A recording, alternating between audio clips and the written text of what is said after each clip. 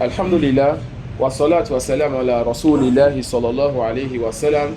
Nous allons poursuivre par la grâce d'Allah subhanahu wa ta'ala avec ce livre béni Akhsar al-Mukhtasarat. On est toujours, n'est-ce pas, dans Kitab al-Tahara. Qui peut me rappeler, n'est-ce pas, les trois catégories d'eau que nous avons? Et ça?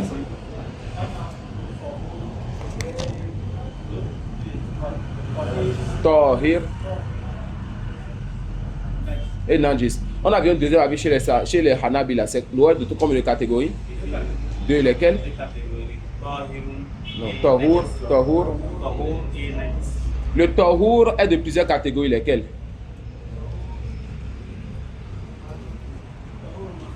Tahur macro. Tahur muharram. C'est quoi le Tahur macro? Abdullah.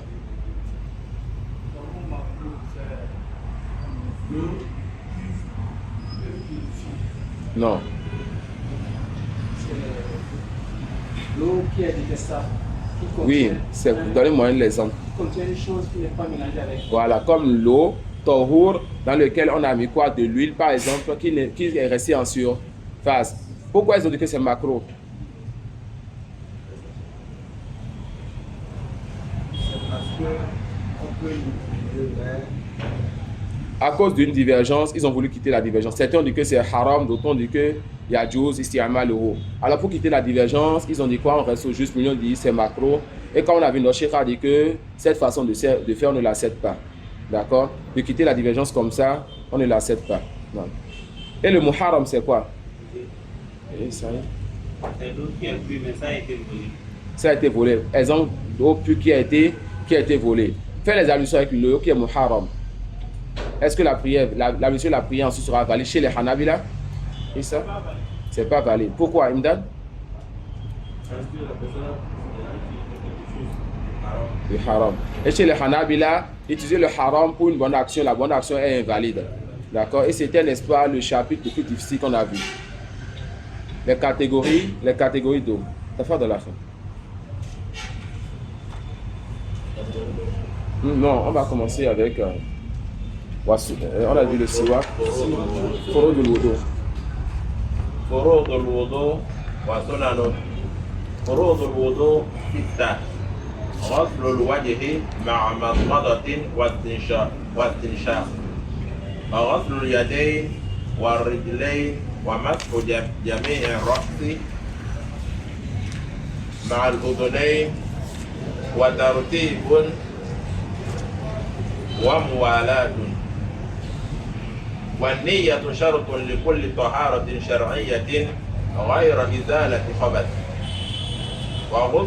وغسل كتابية لحل وقع ومسلمة ممتنعة. بذلك. Non. Okay. Ils ont commencé alors un nouveau chapitre. Faslun al-wudu, les ablutions. Alors, ce chapitre a son importance. Nous avons déjà vu c'est quoi l'eau qu'on peut utiliser pour les ablutions, l'ustensile dans lequel on peut, n'est-ce pas, mettre l'eau pour les ablutions. Maintenant, on a aussi vu, n'est-ce pas, comment se nettoyer après les besoins. On est prêt maintenant pour aller faire les ablutions. Alhamdulillah. Les savants disent que al-wudu, wa isti'malul ma'i tahur, wa isti'malul ma'i tahur fil a'da في الأعضاء الأربع على وجه مخصوص هو استعمال ماء طهور في الأعضاء الأربع على وجه مخصوص. L'ablution c'est quoi? Le fait d'utiliser l'eau qui est tahur sur les 4 membres d'une façon spécifique. C'est, n'est-ce pas, le fait d'utiliser l'eau qui est tahur sur les 4 membres d'une façon qui est spécifique. D'accord, d'une façon qui est spécifique. L'auteur dit Furu de l'Udo et Sitta. Ce qui a voulu pas Furu de l'Udo ici, c'est pas Wajibat l'Udo, c'est Arkan l'Udo. Qui peut rappeler la différence entre le pilier et l'obligation? Et ça? Non. Alors que l'obligation de Et encore au détail, qui veut ajouter? L'obligation est avant le pilier. C'est la condition qui est avant. Qui a ajouté un autre détail? La différence entre le pilier et l'obligation. Non?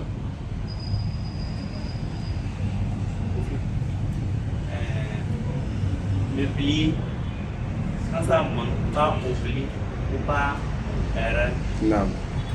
ça arrive là. Ça annule l'acte. Donc quand le pilier est délaissé par oubli ou par ignorance, l'acte est délaissé, l'acte est invalide. Quant à l'obligation, quand c'est pas oubli ou ignorance, l'acte n'est pas invalide. Mais quand l'obligation est délaissée volontairement, l'acte est invalide. D'accord? Quand l'obligation est délaissée volontairement, l'acte est invalide.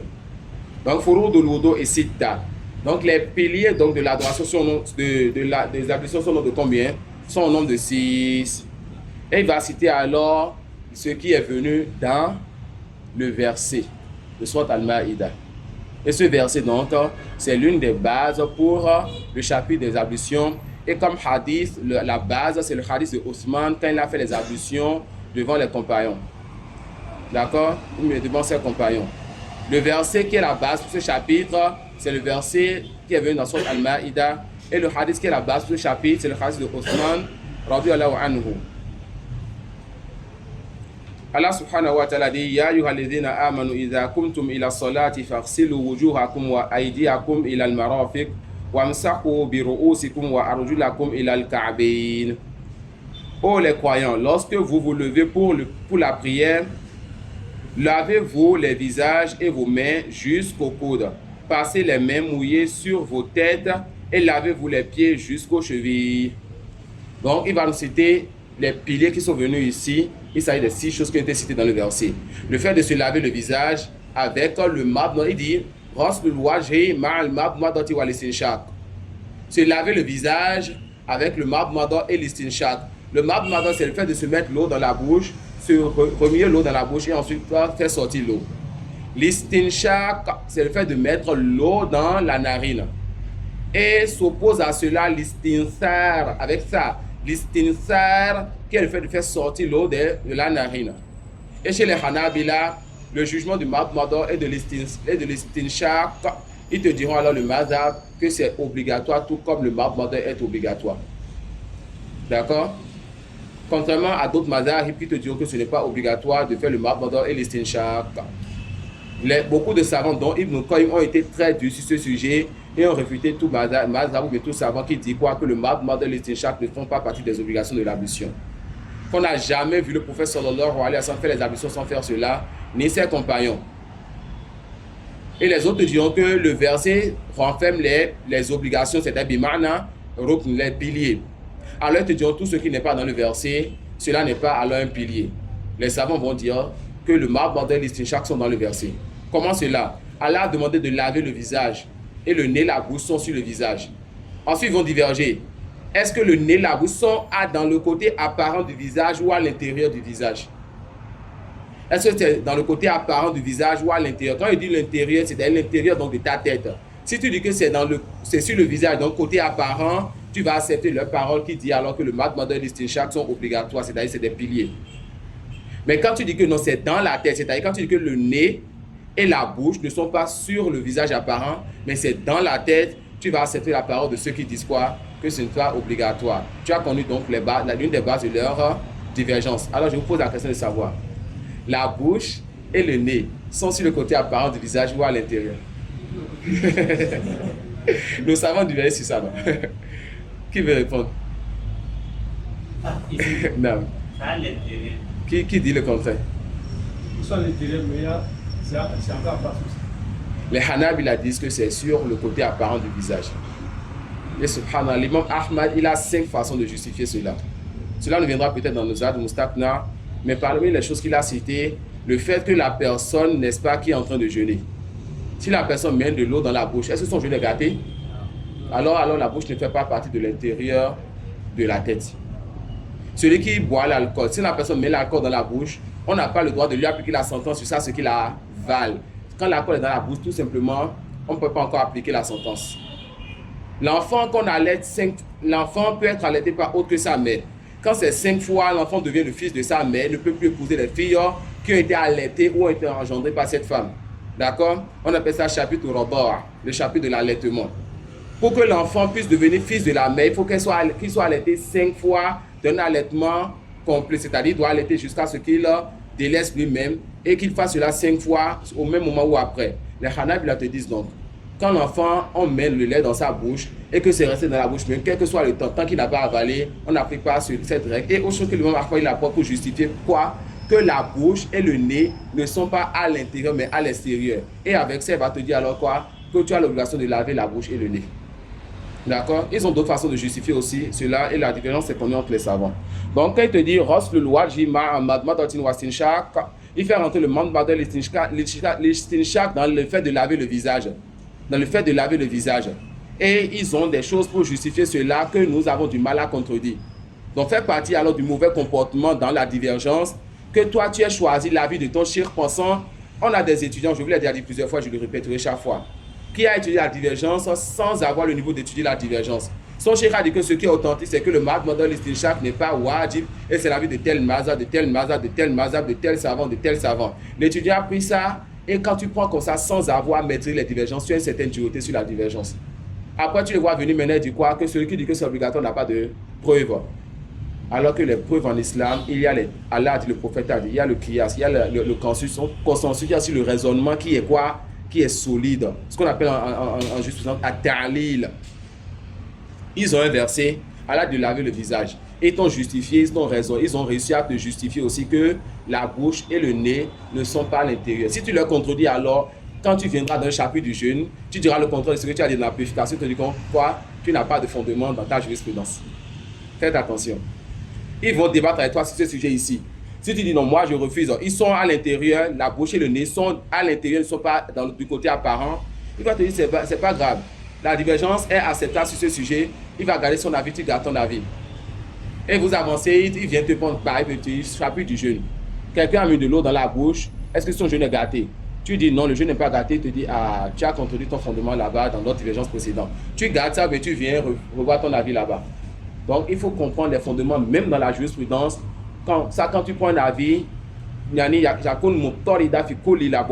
ton avis sera alors ramené, n'est-ce pas, sur tous les autres chapitres dans lesquels il y a la ressemblance. Et Cheikh Al-Islam Ibn Taymiyyah disait quoi? Que notre législation de l'islam, là,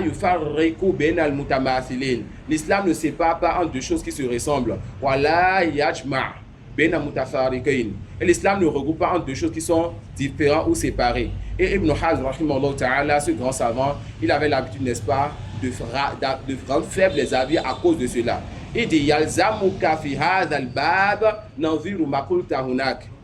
d'accord? Il est alors obligatoire pour toi d'avoir un avis dans ce chapitre qui penche vers un avis dont tu as mis les fondements dans l'autre chapitre. On fait ça dans la croyance, on fait ça, n'est-ce pas, dans la jurisprudence et beaucoup de sciences. Voilà pourquoi ce qu'on a vu aujourd'hui, le fait de prendre les fondements dans chaque science. D'accord? Donc il dit, fait partie donc des obligations donc de la prière et de l'ablution, le fait de se laver quoi? De se laver les deux mains. Et ce qui a voulu parler de se laver les deux mains ici, c'est de laver depuis le bout donc du doigt jusqu'au coude. Donc fait partie des erreurs.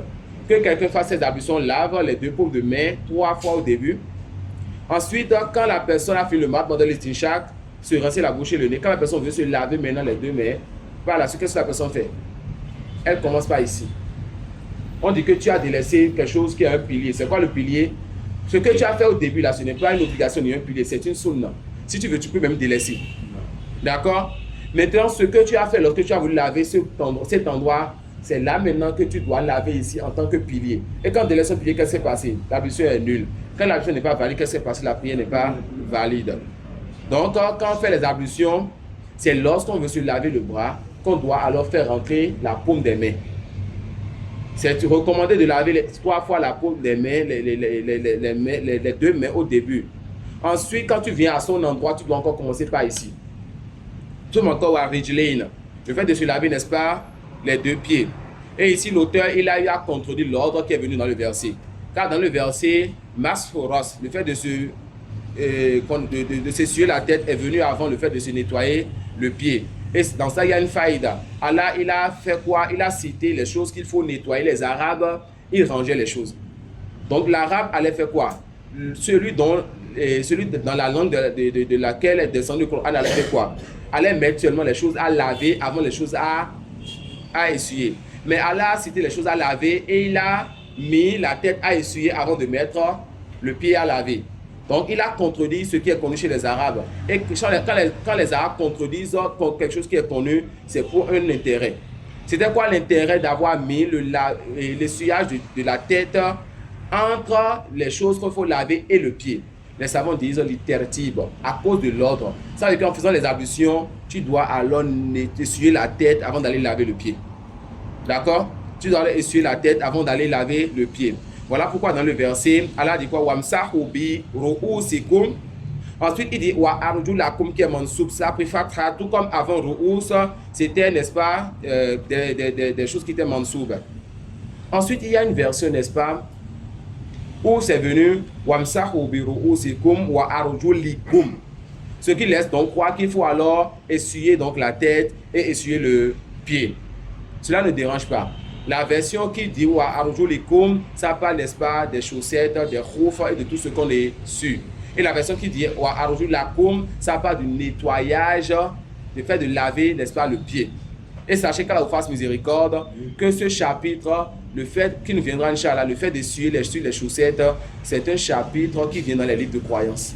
Un chapitre de jurisprudence qui vient dans les livres de croyance. Pourquoi? Parce que les chiites voient qu'il ne faut pas se laver les pieds, mais eux, ils essuient les pieds. Et comme c'est devenu une particularité aux chiites, qu'est-ce que les gens de la sunna font? Ils vont enseigner donc ce jugement de jurisprudence-là dans les livres de croyance. D'accord?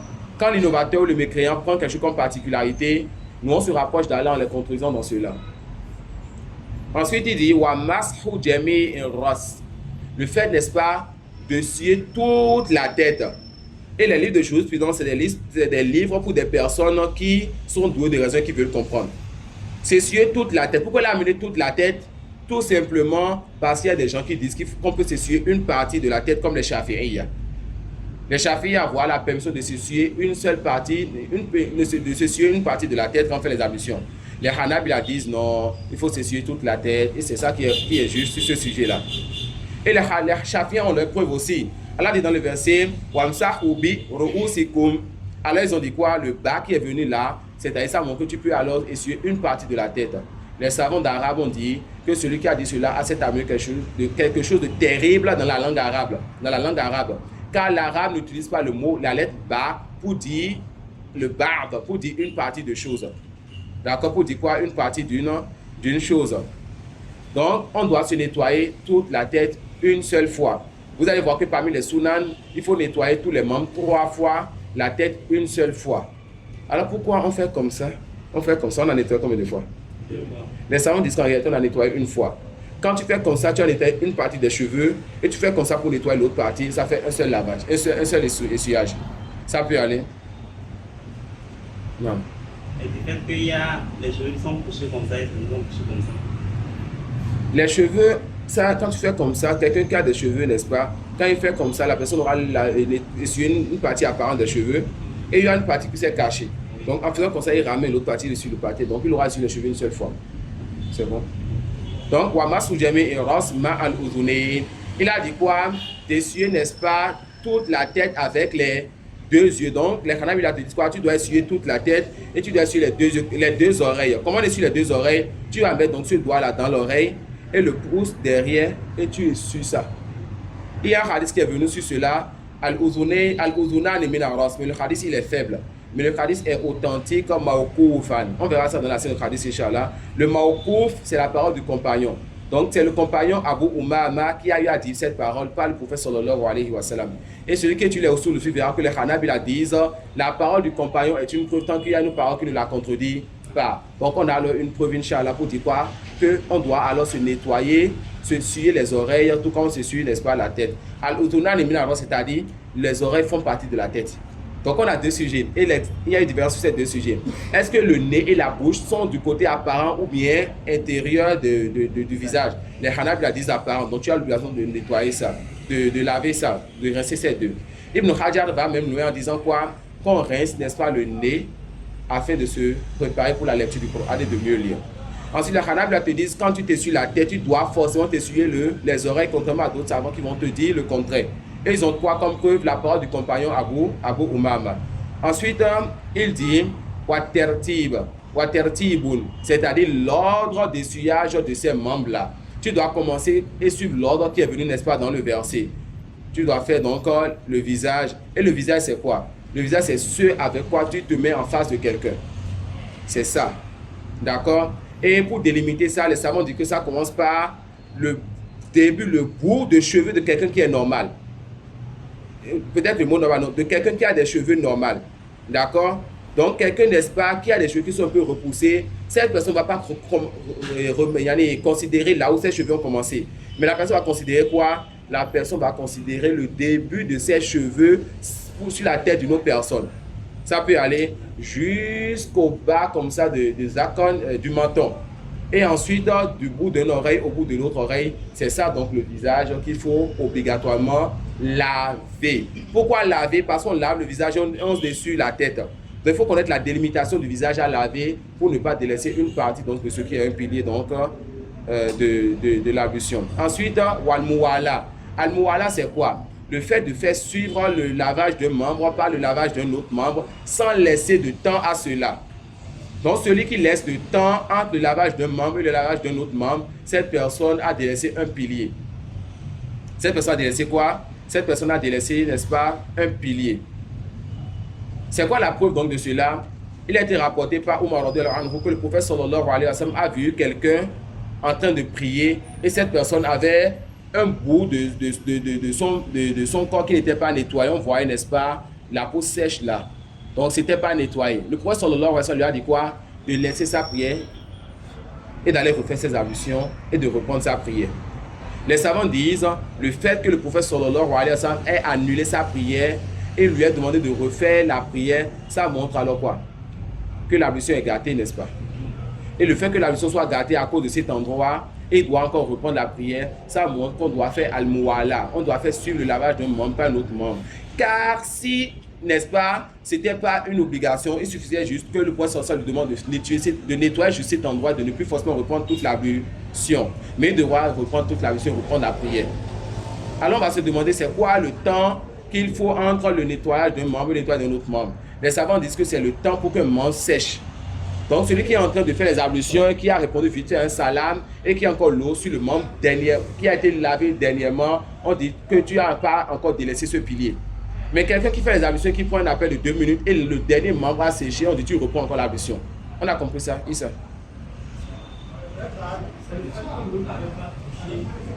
Il a lavé et l'eau n'a pas touché cet endroit.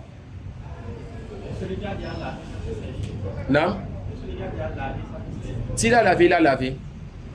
S'il a lavé, il a lavé. Quelqu'un a fait ses ablutions à la maison, il vient à la mosquée, tout a séché, on va lui dire de reprendre parce que son corps est sec. Et le prophète sallallahu alayhi wa sallam, parfois quand il faisait les ablutions, il essuyait ça lui-même.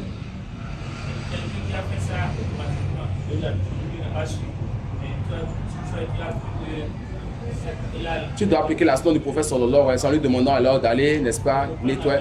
Tu vas lui demander si tu vois que la partie là, surtout que la personne a fait les ablutions, il a délaissé alors tout ce pied-là. Et on voit que le dernier pied, il a délaissé le pied gauche et que le pied droit est encore humide. On dit à cette personne de nettoyer le pied gauche et de continuer sa prière. Mais le pied droit a séché, on dit tu reprends toute l'ablution. Ça peut aller.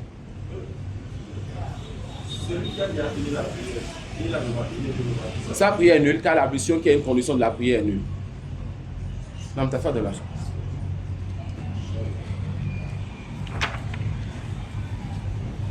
Non, Hamza. Power on. Log in.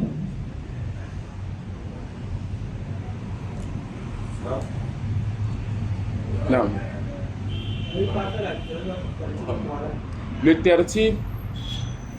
tertib, c'est le fait de suivre l'ordre. Je dois laver, n'est-ce pas?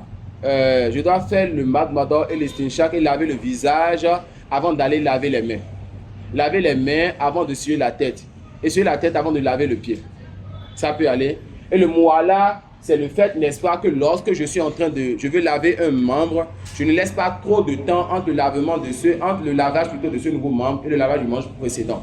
Donc le tertib, c'est l'ordre qu'on suit. Le muwala, c'est le temps que tu dois te permettre avant de laver le membre suivant. Non. Non, t'as fait dans la fin. والنية شرط لكل طهارة شرعية. Non.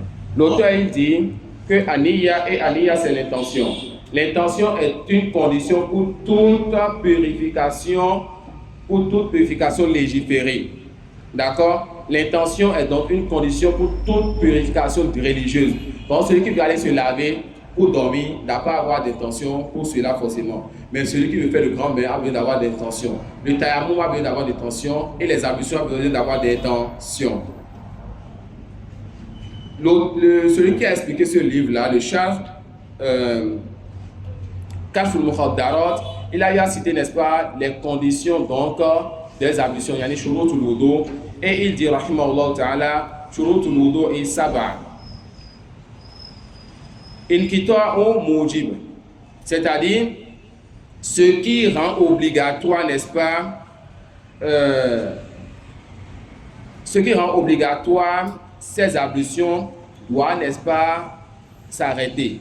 Il se peut que je me regarde un peu ici parce que c'est quelque chose que j'ai écrit vite fait au cours avec notre cheikh avant de voir. C'était le dernier cours que j'ai fait. Donc, qu'elle avait facile ceci. Le fait, n'est-ce pas, que ce qui peut annuler l'ablution, non, quand tu vas donc aux toilettes, d'accord, et tu fais tes besoins, il faut forcément que le besoin que tu fais s'arrête avant que tu fasses tes ablutions. Donc, ce qui est voulu ici, Inch'Allah, c'est le fait, n'est-ce pas, d'abord d'arrêter l'urine que tu fais ou bien l'excrément que tu fais sortir avant, n'est-ce pas, de faire les ablutions. D'accord? Soumma, Aniya, l'intention. Al-Islam, l'Islam est connu. Al-Aql, la raison. At-Tamyiz, le fait d'avoir le discernement. Le fait d'avoir le discernement. Et le discernement en islam, ça commence à l'âge de 6 ans ou de 7 ans à cause du compagnon, n'est-ce pas, qui priait et dirigeait derrière les gens à l'âge de 6 ans ou de 7 ans. Donc il avait le discernement et sa prière était valide, la prière des gens était valide derrière lui. Alma ou Tahur, le fait d'utiliser l'eau qui est Tahur. Izalatu ma yamna, le fait, n'est-ce pas, d'enlever du corps ce qui va empêcher l'eau d'atteindre ton corps. Quelqu'un qui passe une pommade et la pommade empêche l'eau d'atteindre, n'est-ce pas, son corps lorsqu'il fait les ablutions. On dit l'ablution là n'est pas valide car tu as une condition, il y a quelque chose qui empêche l'eau d'atteindre le lavage du corps. Walistinja, et aussi le fait de se nettoyer après avoir fait les besoins. Et attention, il n'y a pas d'istinja obligatoire avant chaque ablution. Il y a des savants qui sont allés dire, n'est-ce pas, rahimahumullah, que pour chaque ablution, tu dois faire l'istinja. Vous savez, c'est quoi l'istinja? Le fait de se nettoyer après les besoins. On dit non. On se nettoie quand on a fait le besoin, pas chaque fois qu'on fait une ablution, mais si tu n'as pas été aux toilettes. D'accord? Non, tu n'as pas de l'enfant. Concernant la pommade, si la personne a déjà fait les ablutions avant de passer la pommade. Il y a aucun mal que la personne a déjà les ablutions. Il a gâté, l'ablution est gâtée, il doit encore refaire une ablution. Si la personne peut aller sur cette pommade, si elle est sûre que c'est un huile, n'est-ce pas, qui empêche l'eau de toucher le corps, que la personne le fasse. Non. Et il y a aussi là, n'est-ce pas, une réponse à nos sœurs qui portent les vernis.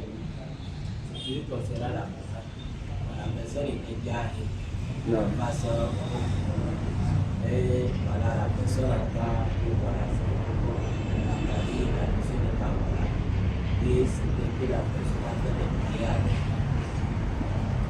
La personne doit reprendre ses prières là où sincèrement, alors voilà. La seule fois que j'ai entendu un chef dire qu'il faut reprendre toutes les prières qui ont été gâtées, c'est lorsque Cheikh Moussemil a parlé, n'est-ce pas, de celui-là qui est voyageur et qui a fait la prière de Jumu'ah et qui a fait suivre ça en même temps de la prière de Hans Jam'an. Ibn Moussemil dit que cette prière de Hans est ba'atil, quand tu as prié avant l'heure. Le voyageur pouvait prier le Hans et le Zour ensemble, n'est-ce pas? Mais Ibn Moussemil dit quoi? Que le Jumu'ah n'est pas de même genre que le Zour. Alors, celui qui prie le Hans avec le Jumu'ah, cette personne aura fait une erreur, cette personne doit reprendre cette prière précédente et l'audio est sur YouTube. Ça, c'est la seule fois que j'ai entendu cela. Et je ne vois pas habilité à faire le qiyas avec ce nouveau sujet. Rappelez-moi ça, donc je vais questionner et revenir sur ça, Inch'Allah. Non, on peut continuer. Donc, il dit, l'istinja et l'istinja ne fait pas partie des choses qui sont obligatoires avant, n'est-ce pas, chaque prière. L'auteur dit, وَنِيَّةُ شَرْطُ لِكُلِّ طَهَارَةٍ شَرْعِيَّةٍ غَيْرِ إِزَالَةِ خَبَثٍ وَغُسْلٍ. Je vais essayer d'aller plus vite pour qu'on finisse, Inch'Allah. وَغَيْرُ إِزَالَةِ خَبَثٍ وَغُسْلٍ وَقْتَيْنٍ. غَيْرُ إِزَالَةِ خَبَثٍ. On avait déjà vu ça. Qu'on n'a pas besoin d'avoir l'intention avant de faire partie, n'est-ce pas, al-khabath qui est al-najasa. C'est quoi al-khabath? Qui peut donner l'exemple de khabath? Exemple de khabath? Non. Donc, on n'a pas besoin d'avoir l'intention avant de nettoyer l'urine.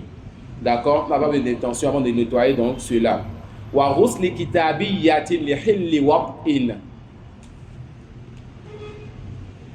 Est-ce qu'il est permis, n'est-ce pas, aux musulmans d'épouser les filles des juifs et des chrétiens? Oui. Maintenant, elle, étant non musulmane, ne peut pas avoir d'intention religieuse, n'est-ce pas? Donc, elle ne peut pas faire le ghusl légiféré, n'est-ce pas? Alors, l'intention n'est pas une condition pour la femme chrétienne d'un musulman qui veut faire le ghusl afin que son mari puisse l'approcher au lit. D'accord? On lui dira, va te laver. Elle se lave, même sans intention, et son mari peut l'approcher. Ensuite, il dit, wa muslimatin mumtani'atin lidhalik. Une femme musulmane qui a eu ses menstrues. Ensuite, elle a été purifiée des menstrues. Qu'est-ce qu'elle doit faire? Elle doit faire le ghusl. Mais elle refuse de faire le ghusl tout simplement pour que son mari ne puisse avoir des rapports avec elle. Le mari a le droit de l'obliger à aller faire le bain, même si elle ne formule pas l'intention de faire le ghusl shar'i. Donc là, on dit normalement quand tu fais le ghusl, tu as une intention. Sauf pour cette femme musulmane qui a fini ses menstrues, qui dit, moi je ne vais pas encore faire le bain là. On dit quoi? Son mari peut l'obliger à faire le bain, même si elle fait sans intention, le mari peut l'approcher alors pour les rapports sexuels. Maintenant, quand elle fait la prière, elle a l'obligation de faire le bain avec l'intention. Le bain sans intention lui était permis tout simplement pour le besoin de son mari qu'elle voulait, dont elle voulait le priver. Et là, elle rentre dans une divergence chez les savants qui diront alors, certains lui diront qu'elle doit faire 2 bains, d'autres diront qu'elle va faire 1 bain. Ceux qui diront qu'elle doit faire 2 bains diront, tu dois alors faire le bain pour le ghusl et le bain pour le hayd, le bain pour les menstrues. D'accord? Et d'autres diront que tu feras juste un seul bain, c'est une divergence chez les savants. Ensuite, il dit wa tasmiyatu wajibatun fi wudu'in wa ghuslin wa tayammum. Ce sujet, ça fait partie de ce qu'on appelle mufradatul hanabila. Wa likulli madhab mufrada. Wa kam hiya indal hanabila. Les mufradat, c'est quoi? C'est des sujets qui sont particuliers à ce madhab et que tu ne trouveras pas chez les autres. Et parfois, tu verras le sujet chez le madhab et ils vont encore diverger entre eux, comme on a déjà vu, il peut y avoir plusieurs versions dans un madhab. Donc, parmi donc, les mufradat, les sujets qui sont particuliers au hanabila, le fait de dire, je suis précipité. Le mufrad ici, c'est la question qui viendra après. Ce que l'auteur dit ici, dit wa tasmiyatu wajibatun fi wudu'in wa ghuslin wa tayammum. Que le fait, n'est-ce pas, de dire Bismillah, c'est une obligation dans le wudu, dans le ghusl et quand tu fais le tayammum. L'imam Ahmad, l'imam de ce mazhab dit Lam yathbut fil wudu tasmiya. Qu'il n'y a aucun hadith qui vient, n'est-ce pas, justifier le fait de dire Bismillah quand tu fais le wudu. Mais il te dit quand même, tu dis Bismillah quand tu fais le wudu. Et le tasmiya, n'est-ce pas, dans le wudu, c'est l'avis de la majorité des savants. Le tasmiya quand tu fais le wudu, c'est l'avis de qui? De la majorité donc des savants. Non. Non, t'as pas dit. Il faut faire le tasmiya si on est dans la douche. Si on veut le faire dans la douche. Cheikh Albani l'a dit à notre époque, avec les douches que nous avons, les douches sont séparées des toilettes. Et même quand on fait nos besoins, on fait partie ça avec de l'eau. Donc sur cela, il n'y a pas un grand malade, dit Bismillah, quand tu es ouvert, n'est-ce pas, le lavabo pour faire les ablutions. Et celui qui te dira que c'est pas permis te dit que tu t'y sens toi-même. Non. Alors on dit quoi? Chez les Hanabila, il est obligatoire de dire Bismillah quand on fait les ablutions, le grand bain et le tayammum. Alors ils vont alors voir une divergence chez eux en te disant, quand la personne n'a pas dit Bismillah au début et s'est rappelé de cela lors des ablutions, qu'est-ce qu'elle fait? Un premier avis, c'est que la personne dit Bismillah et continue tout simplement. Un deuxième avis, c'est que la personne dit Bismillah et reprend ses ablutions, et c'est deux paroles chez les Hanabila. Ensuite, il dit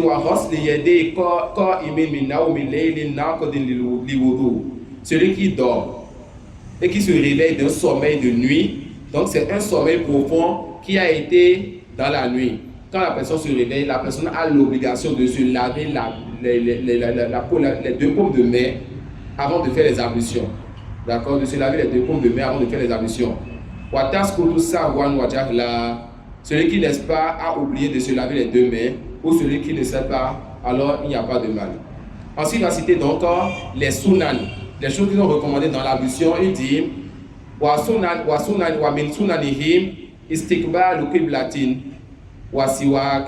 Il va dire que parmi les sunan, n'est-ce pas, des ablutions, le fait de faire les ablutions en direction de la qibla. Et il n'y a pas de hadith authentique sur cela, mais les savants disent qu'il est recommandé, n'est-ce pas, de se mettre en direction de la qibla pour tout ce qui est adoration. Ils disent qu'il est recommandé de se mettre en direction de la qibla pour tout ce qui est adoration. Et Cheikh Ibn Uthaymeen dit quoi? Que ça c'est une bida. Le fait, n'est-ce pas, de volontairement vouloir se mettre en direction de la qibla pour les ablutions, Ibn Uthaymeen dit que c'est une bida, car cela devient alors une adoration qui n'a pas été légiférée. Donc les Hanabila disent quoi? Que c'est une sunna, et Cheikh Ibn Uthaymeen dit que c'est une bida. Et pour ce type de sujet, on le délaisse, même si l'étudiant en sciences peut dire quoi?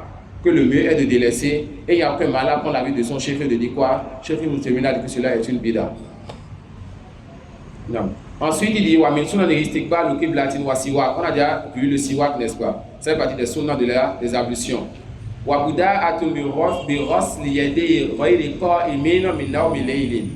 Et n'est-ce pas, fait partie de la sunna que celui qui a dormi d'un sommeil qui n'est pas dans la nuit, cette personne se lave les mains aussi. Donc on a deux personnes qui ont dormi.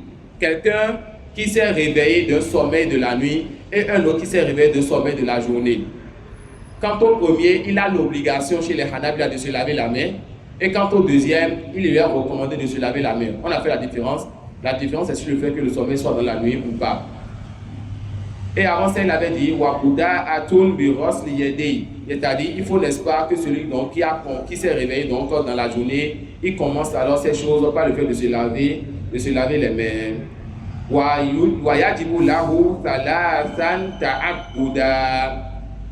Il avait dit, n'est-ce pas, que celui qui se lève la nuit doit se laver la main. Il doit faire cela 3 fois obligatoirement. La nuit, quand tu te réveilles, tu dois te laver obligatoirement la main 3 fois chez les Hanabila. Ici, le bas qui est venu ici est lié, n'est-ce pas, à Bouddha-Atun.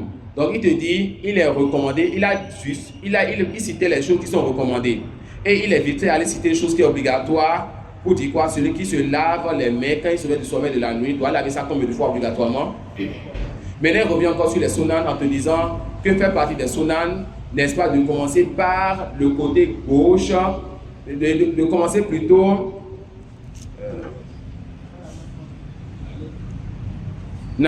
de commencer avec le madmada et l'istinshat avant de se laver le visage. On a dit précédemment que les Hanabila disent quoi? Que le nez et la bouche font partie du visage. Donc tu dois te nettoyer le nez et la bouche lorsque tu fais les ablutions. Voilà que ça fait partie du visage. Qu'est-ce que tu fais en premier? Tu laves le visage, ensuite tu fais le nez et la bouche. Si tu fais ça, tu n'as rien fait de mal. Car tout ce que tu as fait, ça revient au fait de laver le visage. Mais ils disent que la sunna, c'est quoi? Tu te laves la bouche et le nez avant de te laver le visage lui-même.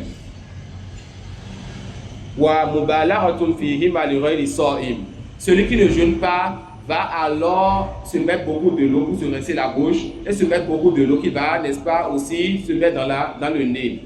Sauf si la personne est jeûneur, et cela est un hadith rapporté par le prophète sallallahu alayhi wa sallam, que le jeûneur ne doit pas alors se mettre beaucoup d'eau dans la bouche et dans le nez. Quand on a beaucoup de cheveux, on doit mettre l'eau dedans et mettre les doigts dedans pour pouvoir, n'est-ce pas, faire passer les doigts dans le cheveu pour que l'eau puisse toucher les racines. Voilà, ça bien. Et aussi, il faut, n'est-ce pas, se mettre de l'eau pour se mettre les doigts entre, s'entremêler les doigts. Wasaniyatun wasalisa. Le deuxième et troisième lavage sont quoi? Sont recommandés. Le deuxième et troisième lavage sont recommandés. Wakuriha akthar. Et il est détestable d'ajouter donc au deuxième et troisième lavage. Le prophète sallallahu alayhi wa sallam, il a fait ses ablutions une fois. Il a lavé les membres une fois. Il a été rapporté qu'il a lavé les membres 2 fois. Il a été rapporté qu'il a lavé les membres 3 fois. Et quand il a fait ça 3 fois, il a dit que c'est ça donc les ablutions. Faman zada, faqad zalama aw asaa. Celui dont il va ajouter à 3 lavages, cette personne aura été injuste et aura mal fait. Et dans une version que j'entends, mais que je n'ai pas encore lue, cette personne aura donc dépassé déjà les bornes. Ça peut aller, cette personne aura dépassé les bornes. Donc les Hanabila disent ici qu'il est détestable, n'est-ce pas, de dépasser les 3 fois quand tu laves tes membres.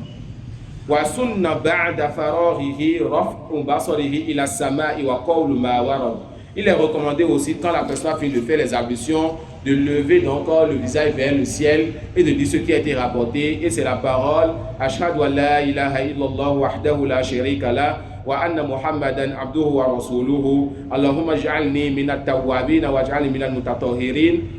Cette parole, tu dis ça en levant la tête. Lever la tête n'est pas authentique. Donc on ne lève pas la tête vers le ciel avant de dire cette parole-là. La parole est authentique. La partie Ashhadu an la ilaha illallah wa ashhadu anna Muhammadan rasulullah. Ashhadu an la ilaha illallah wahdahu la sharika la wa ashhadu anna Muhammadan rasulullah. Cette partie a été rapportée par l'imam Muslim. Et la partie Allahumma ij'alni, cela, n'est-ce pas, est une augmentation qu'on trouve chez l'imam At-Tirmidhi, que Cheikh Al-Albani ira authentique, et d'autres savants voient sa faiblesse. Donc le jugement de la deuxième partie est un sujet à divergence chez les savants de hadith.